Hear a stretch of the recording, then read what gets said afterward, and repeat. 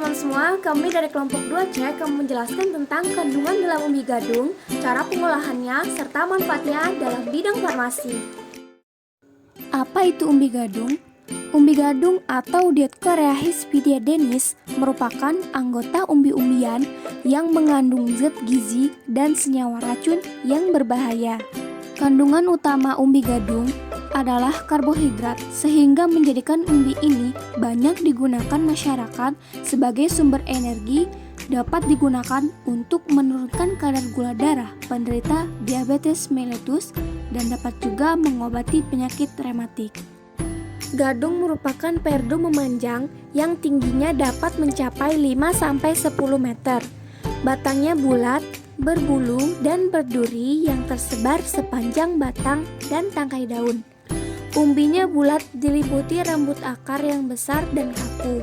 Kulit umbi berwarna gading atau coklat muda. Daging umbinya berwarna putih gading atau kuning. Umbinya muncul dekat permukaan tanah.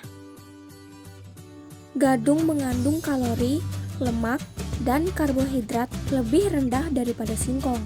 Kandungan utama umbi gadung yang berupa karbohidrat memberikan kontribusi positif bahwa umbi gadung merupakan sumber karbohidrat. Umbi gadung selain bisa dimakan, juga bisa dimanfaatkan sebagai pengobatan rematik, kusta stadium awal, kencing manis, dan borok. Racunnya bisa dimanfaatkan untuk insektisida, umpan beracun bagi binatang buruan dan ikan.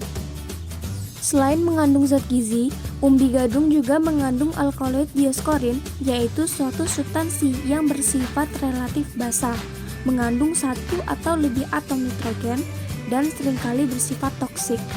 Umbi gadung juga mengandung diosgenin yang juga termasuk golongan alkaloid.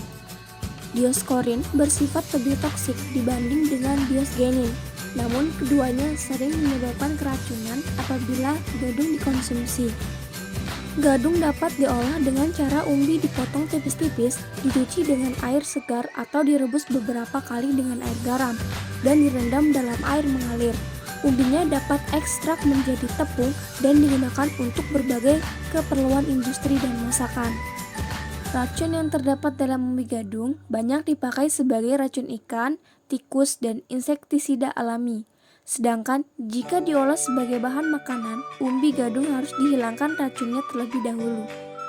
Dalam gadung terdapat senyawa alkaloid Dioskorin dan diosgen yang bersifat racun, sedangkan senyawa diosgenin yang tidak beracun.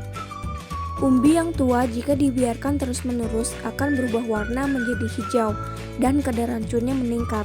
Di dalam gadung juga terkandung senyawa sianida yang beracun.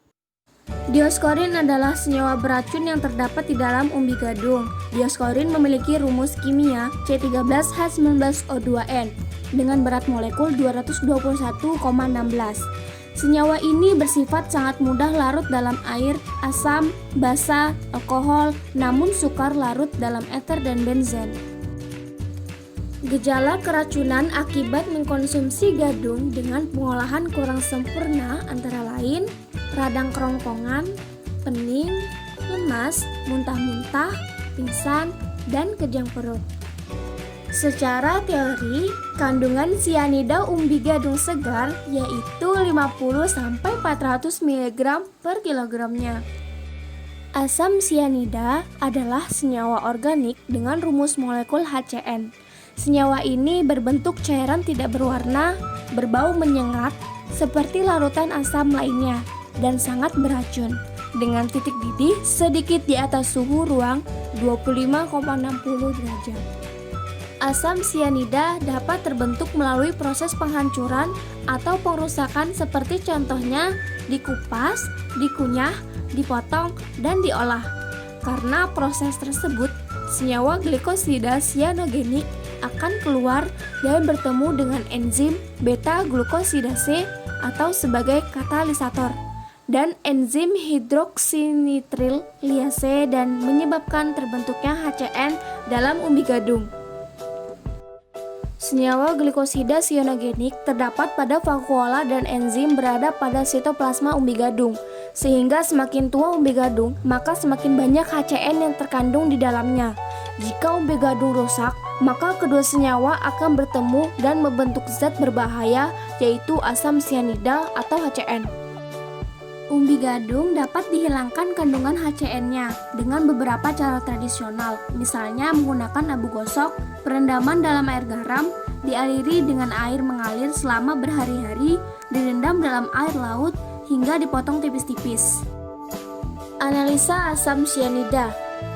Penetapan kadar asam sianida pada umbi gadung dilakukan secara argentometri, metode Volhard.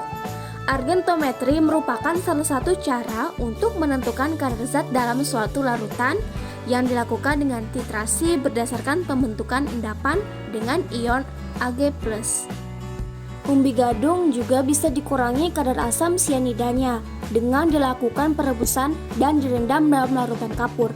Kapur atau kalsium hidroksida adalah senyawa kimia dengan rumus kimia CaOH2. Kalsium hidroksida dapat berupa kristal tidak berwarna atau bubuk putih. Kalsium hidroksida dihasilkan melalui reaksi antara kalsium oksida CaO dengan air H2O. Itulah yang bisa kami sampaikan. Kurang lebihnya kami meminta maaf. Kami ucapkan sekian dan terima kasih.